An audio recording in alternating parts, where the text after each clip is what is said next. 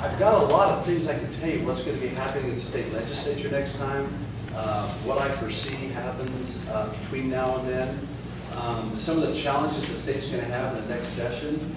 But I think first and foremost, I'd like to tell you, I think this is the first time, in fact, because I know this is the first time I've ever been invited to come to your organization. And I don't know if I've just missed the opportunity or we just never crossed paths. But I think the thing I'd like to tell you is this right here, that there's some kind of vicious root of, I'd say a lie out there, that John Lee's not a Democrat. And what happens in this world is sometimes people try to put people in certain groups, right? They put people in certain situations and they say that's all they are. That's all you can expect out of that person. But I've been a Democrat for quite a long time, and I've been very, very excited about the Democratic issues. I care about people who are able to pull themselves up, not with exactly with the help of anybody else, but that they can make it in this world here. I grew up in North Las Vegas, just down the street here, and we were kind of pretty much raised, if you graduate from Rancho High School, if you got a pickup truck, and you got a wife, you pretty much survived and made it, you know? And so that's kind of the lifestyle that I grew up in. Well, I can tell you right now that in Nevada, I don't want that lifestyle to continue on for a lot of other people. So being a Democrat gives me an opportunity to work on a lot of issues with education, with diversification of our economy, things like that. I personally, just a little bit about me, I'm married, I have 7 children, and I'm chairman of government affairs in the legislature. The chairman of the government affairs committee is basically, I'm like the mayor of all local governments. So if you're a city councilman or you're a county commissioner, you really want to be my friend because all those bills come through my committee. Now, if I don't like a bill, I can not hear the bill. If I think the bill has some merit, and most bills do have merit, then we have hearings on these bills. But we always hear how powerful the county commission is. This position I'm in, basically, the county commission can't even get a raise unless it's approved by my committee. So, you know, we have a great working relationship. And Chairman of Government Affairs puts me in front of all sanitation districts, water districts, all that kind of stuff. I also serve on some, an interesting fact for you new people that are going to be elected, I just want to tell you this, that once you go to the legislature and you finish your 120 days, you're not done working. I serve on, right now, just to give you an idea, I'm the chairman of the Lake Tahoe Oversight Committee between California and Nevada. I chair that committee there. I'm also on the Homeland Security. I sit with the governor. We talk about securing you and making sure Nevada is safe. So you might sit on a committee like that. I sit on another one, the High-Level Radioactive Nuclear Waste Committee.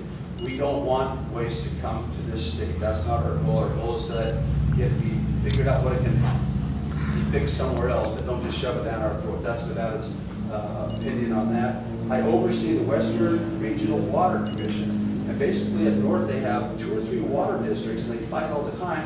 What we're trying to do there is put a regional water district together to help them out. I also serve on the Consolidated Tax, Distribution Tax. That committee is when you go buy cigarettes or you go buy beer and stuff like that, it's called Consolidated Tax, and all this money goes into a pool and then it gets dispersed out. But there's a lot of inequities in that committee. So you'll have a committee like Henderson, who has a whole bunch of people, just like North Las Vegas does, but because they have more assessed value on the real estate, see, a lot of people won't come to Nevada and actually put their headquarters in Las Vegas. They'll go to Henderson because they don't want the Las Vegas title in their mailing address, you know? So this committee is going to look at how we can make it fair, because buildings don't smoke and buildings don't drink. You know, it's people issues. North Las Vegas is right now financially disadvantaged. And so is Sparks, and so is Fernley, and Laughlin is a new city that looks like it's going to be born.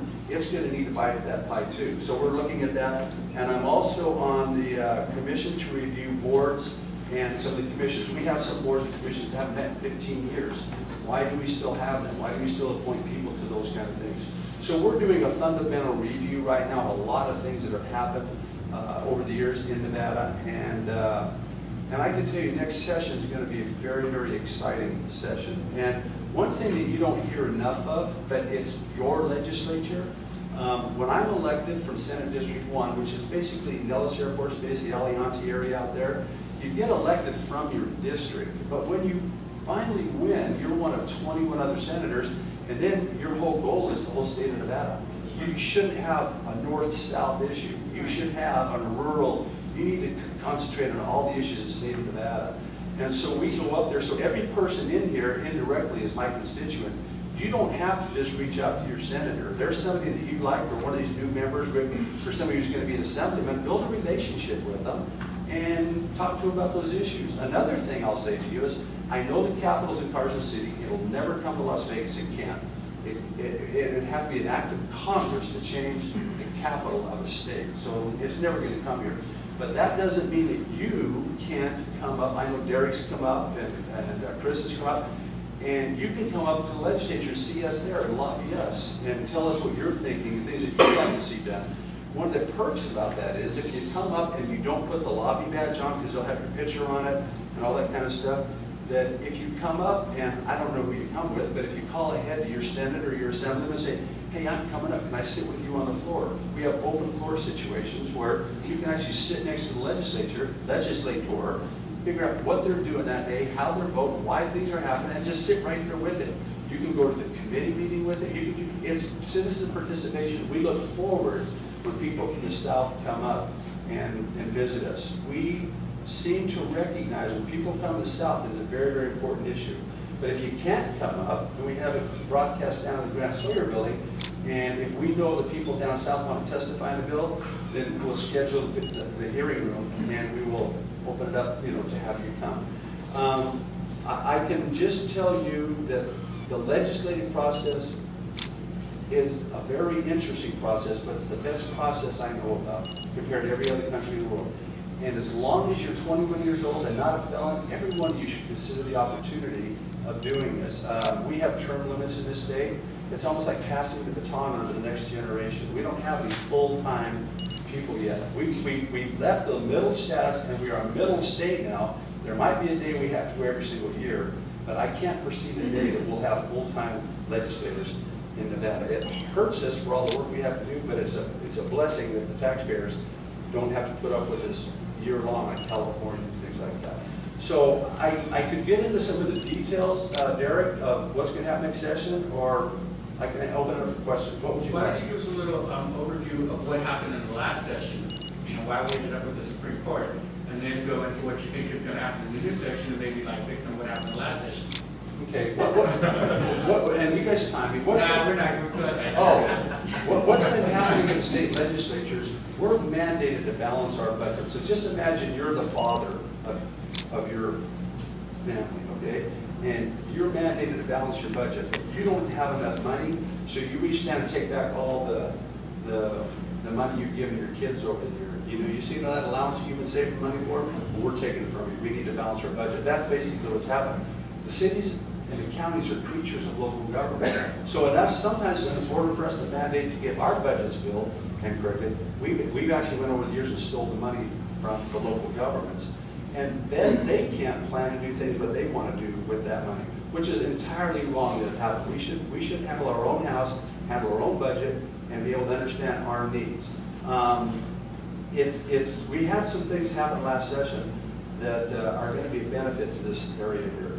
There was a gentleman up there named Bill Radshio, who I liked him as a person, but he was very, very northern. We had a lot of northern people who were just holding the South back quite a bit.